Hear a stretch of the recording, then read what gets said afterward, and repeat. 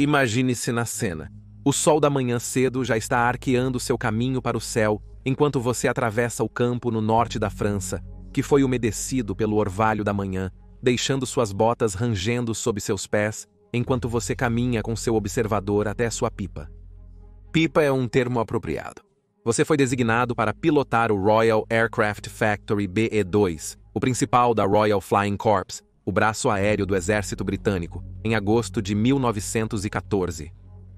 O B-2, apesar de todo o seu encanto para aqueles que são velhos o suficiente para se lembrar daquela época, pouco mais de uma década atrás, quando o voo motorizado era coisa de ficção científica, ainda parece uma pipa com um motor acoplado a ela.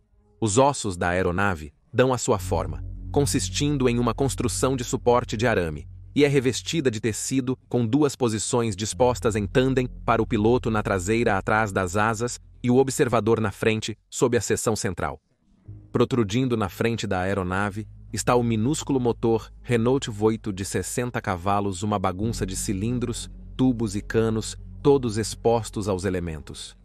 O BI-2 é tão leve que, mesmo com a brisa relativamente suave correndo pelos campos, a aeronave oscila levemente enquanto está no chão.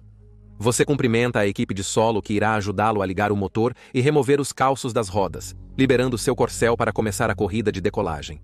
Enquanto você examina a aeronave à qual confiará sua vida nas próximas horas, seu observador abre a caixa que ele estava carregando e remove a grande e pesada câmera preta antes de levá-la para o seu cockpit.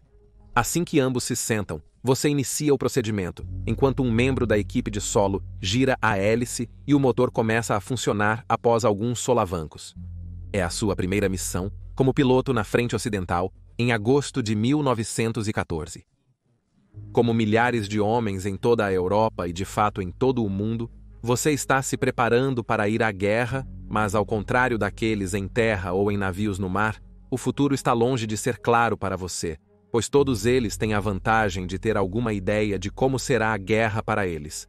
Mas para você e o resto do Royal Flying Corps e aviadores militares em todo o mundo, vocês ainda estão aprendendo as cordas. Apenas voar já é uma conquista incrível, sem falar em desempenhar um papel militar. Porém, você está a menos de 20 minutos da linha de frente. Você é um dos surpreendentes pioneiros da aviação militar. Este é um dia na vida de um piloto da Primeira Guerra Mundial. Bem-vindo às guerras do mundo.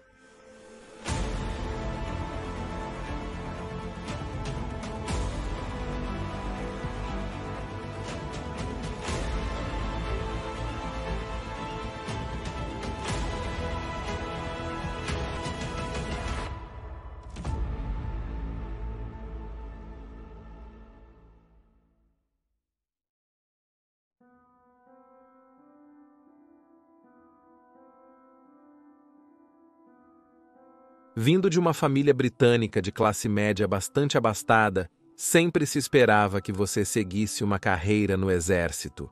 Muitos homens da sua família, ao longo de várias gerações, serviram na cavalaria, e você passou muitas noites encantado com as ousadas histórias de suas façanhas, policiando o Império Britânico ao redor do mundo, imaginando-se um dia adicionando suas próprias histórias a essas incríveis narrativas.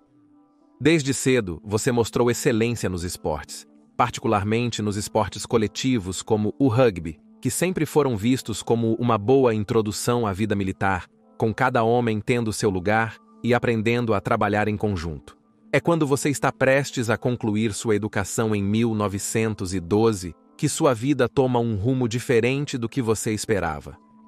Em um dia ensolarado, uma estranha engenhoca gargareja lentamente sobre seu internato e para abruptamente em um campo adjacente. Esta é a primeira vez que você vê um avião, e ele é pilotado por um de seus professores que se interessou pela aviação. Ele é uma das primeiras pessoas no Reino Unido a ter um certificado de aeronavegabilidade após se inscrever em um clube aero. A aeronave é um pequeno biplano Wright, não muito diferente da lendária aeronave com a qual os irmãos Wright decolaram pela primeira vez em 1903, mas com algumas melhorias. E você está entre os sortudos alunos selecionados para dar uma volta sobre a escola. É uma experiência assustadora. A aeronave mal consegue decolar e segue a pouco mais de 48,3 km por hora. A qualquer momento parece que vai simplesmente cair do céu. Mas após um circuito de 5 minutos sobre a escola, as rodas fazem contato com o solo novamente. Você tem emoções misturadas. Por um lado, você está feliz por estar de volta à terra firme. Mas por outro lado, agora você sabe que pode sobreviver à experiência e quer ir novamente. Vendo seu entusiasmo, seu professor sugere que você se inscreva para se juntar ao recém-criado Corpo Aéreo Real do Exército. Ao passar nos rigorosos exames de entrada, que além de avaliar suas habilidades mentais e físicas, também testaram sua coordenação e o fato de que você poderia ser fisicamente transportado nas pequenas aeronaves da época, você é enviado para Farnborough para começar seu treinamento. Embora você esteja no exército há pouco tempo, é claro que o Corpo Aéreo Real, ou Royal Flying Corps, com menos de 2 anos em 1914, não é popular entre os soldados regulares. Muitos o veem como um desperdício de homens e material, e que as aeronaves não passarão de uma moda passageira. Não ajuda que o próprio Royal Flying Corps ainda esteja tentando aprender seu próprio ofício e não teve a chance de demonstrar adequadamente o que pode alcançar. Acidentes são comuns entre os membros do Royal Flying Corps, seja no solo com manipuladores de aeronaves e engenheiros inexperientes, ou no ar com os próprios pilotos. Sendo o primeiro ramo verdadeiramente técnico do Exército, os mecânicos assumem uma importância como nenhum outro soldado não comissionado, pois sua habilidade em manter os primeiros motores aero, muitas vezes problemáticos, é desesperadamente necessária para cada voo. Como tal, a disciplina entre eles e você e seus colegas pilotos não é tão rigorosamente aplicada como em outras unidades, mas ainda há alguma distância entre você e os mecânicos nas mãos de quem você coloca sua vida. Esperando começar a voar imediatamente, você se vê aprendendo tanto sobre reparo e manutenção de motores, quanto a maioria dos mecânicos, pois se espera que, caso você tenha algum problema, você seja capaz de reparar a aeronave após pousar em um campo e voar de volta para a base. Também é exigido que você se torne proficiente em girar a hélice para outros pilotos, uma tarefa difícil e potencialmente fatal se feita de maneira errada. Finalmente, você tem sua primeira lição em outro Wright Flyer. Dura apenas alguns segundos, enquanto você brevemente deixa o chão e aprende como trazê-lo de volta à terra lentamente e suavemente. Eventualmente, você passa para aeronaves maiores, como, é claro, o BE-2, que está rapidamente se tornando a espinha dorsal do Royal Flying Corps, justamente quando chegam notícias de que o arquiduque austríaco-húngaro, Franz Ferdinand, foi assassinado e a Europa está a caminho da guerra. Suas horas de voo mal chegam a 2 dígitos, mas logo você está indo para a França para enfrentar o ataque alemão. Sua missão será dar aos generais uma visão aérea do campo de batalha.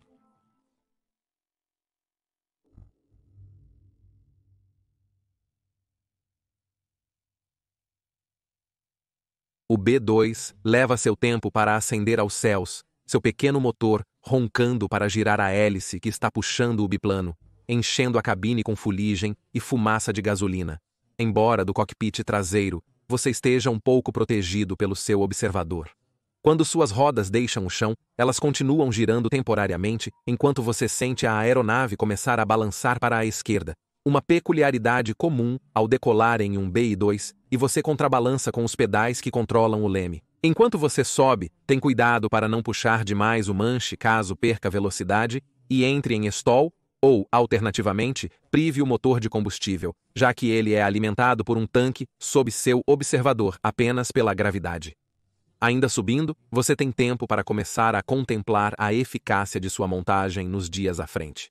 O BE-2 é classificado como uma aeronave militar, mas você sabe que, na realidade, quase não há diferença entre uma aeronave militar e uma civil. O BE-2 não foi projetado para fazer nada mais do que voar com uma chance razoável de o piloto retornar à Terra em segurança.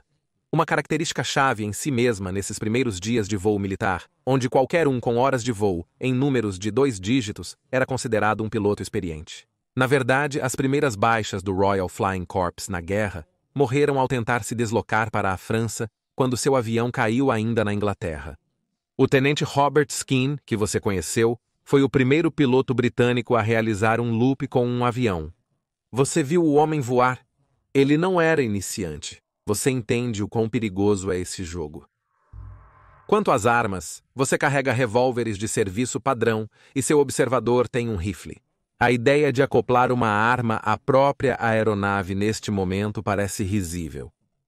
A opinião entre seus camaradas e oficiais superiores está dividida sobre como um avião pode ser usado como arma, ou mesmo se deveria. Alguns pilotos se apegam à noção de um código de honra entre aviadores, que matar um irmão aviador simplesmente não é a coisa certa a se fazer.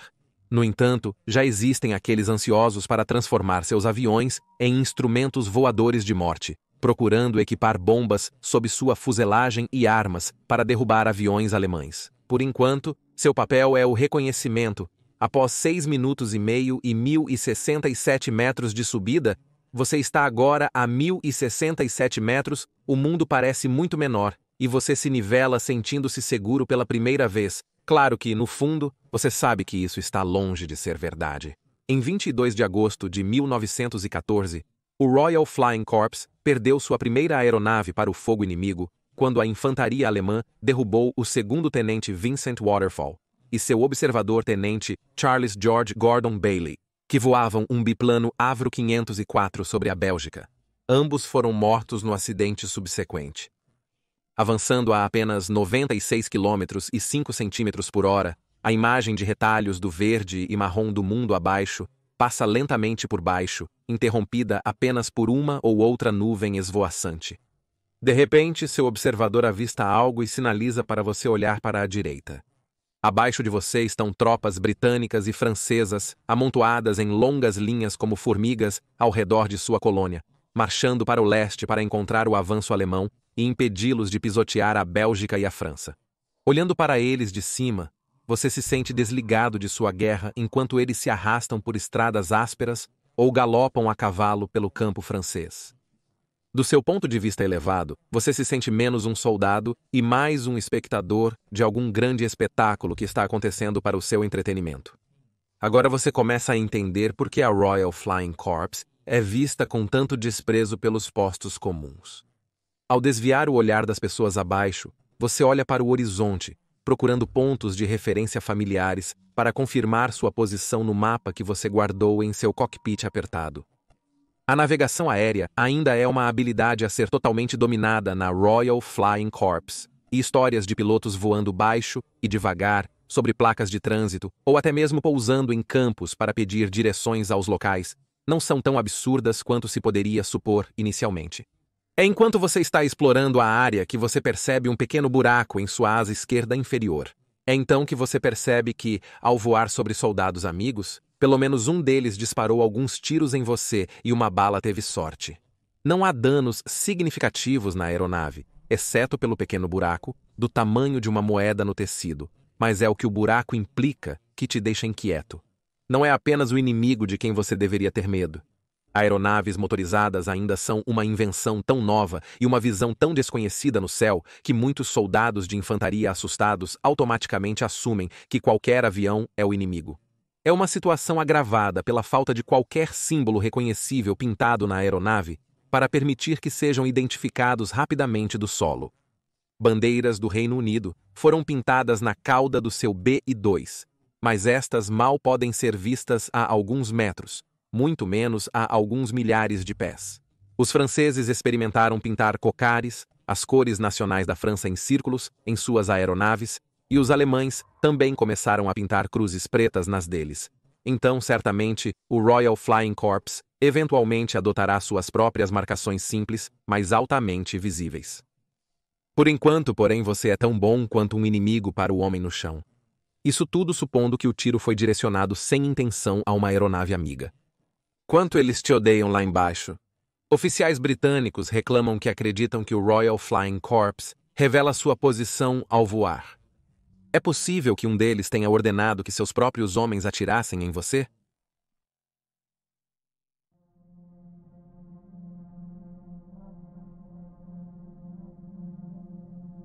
Uma igreja a leste, um rio a oeste, uma estação de trem ao norte. Estes são seus marcadores que mostram que você está na sua área designada de interesse para sua missão de reconhecimento. Em algum lugar lá embaixo, estão várias centenas, talvez milhares de tropas alemãs se acumulando, prontas para avançar com o objetivo eventual de capturar Paris. Usando o manche e os lemes, você inclina o avião para a esquerda, indo para o norte em direção à estação ferroviária.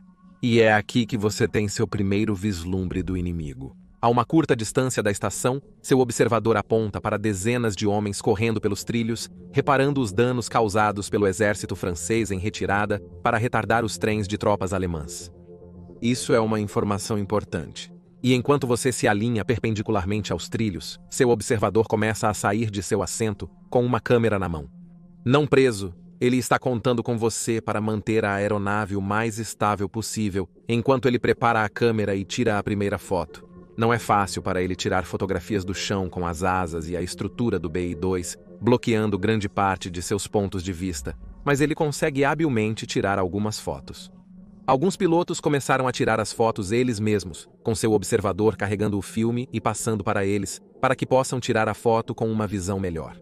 Isso não é uma política oficial na Royal Flying Corps e pode se provar potencialmente catastrófico, já que o piloto para de se concentrar em voar para tirar as melhores fotos possíveis, mas às vezes a necessidade de completar a missão supera a prática padrão. Virando para o sudeste, não demora muito para você avistar inúmeras tendas acumuladas em campos ao redor de uma fazenda solitária. Obviamente essas são as tropas presas aqui enquanto esperam o conserto da ferrovia. Você alinha a aeronave para mais fotos, mas ao fazer isso, começa a ver nuvens de fumaça azul emergindo de trás de sacos de areia e em plataformas construídas às pressas. O BI-2 começa a parecer inquieto, e você observa mais buracos aparecendo nas asas e ao longo da fuselagem enquanto é atingido por tiros de metralhadora alemã. Você está lutando contra o instinto de desviar a aeronave, mas sabe que precisa manter a estabilidade para permitir que seu observador tire sua foto. A coisa mais irritante para você é que pode ver claramente a área-alvo da sua posição na aeronave, mas ele tem que esperar um pouco mais pelo ângulo certo. Você se amaldiçoa por ser tão rigoroso com as regras e começa a contemplar a possibilidade de tirar as fotos você mesmo no futuro. Qualquer coisa para minimizar seu tempo diante dessas armas. Finalmente, ele dá o sinal de que tirou a foto e você deve se afastar do acampamento. Você se pergunta quanto dano foi causado ao seu pipa, mas não há como saber até que você pouse. No momento está se comportando bem, e nem você nem seu observador foram atingidos. Então você se concentra em voltar para o aeródromo e entregar suas fotos vitais. Você está no ar há quase 2 horas agora. Ao se aproximar das linhas amigáveis, você se questiona se vai encontrar mais balas britânicas no caminho. E se uma delas será a bala que vai te acabar. Seu pensamento é abruptamente interrompido pelo observador, que acena freneticamente para o noroeste. Você olha para ver onde ele está apontando, mas não vê nada no chão. É então que você percebe que o que ele viu está no ar. Você foca seus olhos nas silhuetas pretas do que parece ser um pássaro de forma estranha, mas então você percebe que está olhando nos olhos de um avião alemão. Ele é chamado de Taube e é realmente projetado para parecer um pássaro. O Taube mergulha de cima do seu nível de voo e então parece virar em sua direção. Seu observador olha por cima do seu ombro e sinaliza para você que ele pretende atirar nele. Você reconhece e vira o nariz do seu avião na direção do avião alemão. As 2 aeronaves voam uma em direção à outra, sabendo que não pode atirar para frente, aguarda o momento certo para virar de lado e permitir que seu observador atire nos alemães com seu rifle. Parece uma eternidade até o avião alemão chegar a poucas centenas de metros e apresentar um alvo possível. Você inclina a aeronave para a esquerda e, com alguma apreensão, observa enquanto seu observador mira sobre sua cabeça e começa a atirar com o rifle. O alemão também virou, permitindo que seu próprio observador atirasse em você, e vocês trocam tiros por vários segundos antes de começarem a voar um longe do outro. Mesmo com todos os tiros, foi quase impossível acertar um ao outro assim.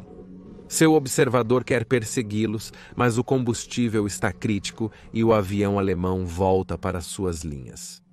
É mais importante que você retorne ao seu aeródromo com suas fotografias das posições alemãs do que tentar perseguir um avião inimigo.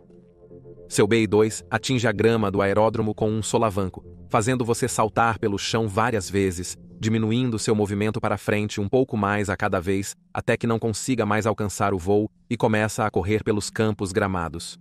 Deslizadores que se projetam por baixo da fuselagem ajudam a evitar que a hélice atinja o chão. Você viaja ao longo da superfície irregular e, enquanto você perde as últimas milhas por hora, os membros da equipe de solo correm para conter a aeronave, interrompendo seus voos.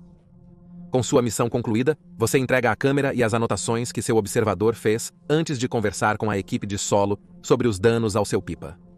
Depois disso, é um pouco de descanso, alguma comida e provavelmente outra missão. Para os generais dirigindo a guerra, você forneceu informações valiosas, informações que teriam sido impossíveis pouco mais de uma década antes. Aviões praticamente eliminaram o elemento surpresa. E enquanto as tropas no solo podem nem sempre apreciar você, você sabe que o Royal Flying Corps está se mostrando fundamental para manter os alemães à distância. Você tem certeza de que nos próximos anos a importância das aeronaves só vai aumentar.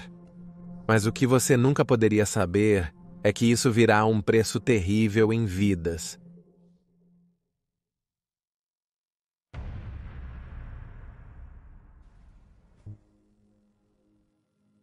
E aí você tem um dia na vida de um piloto da Primeira Guerra Mundial.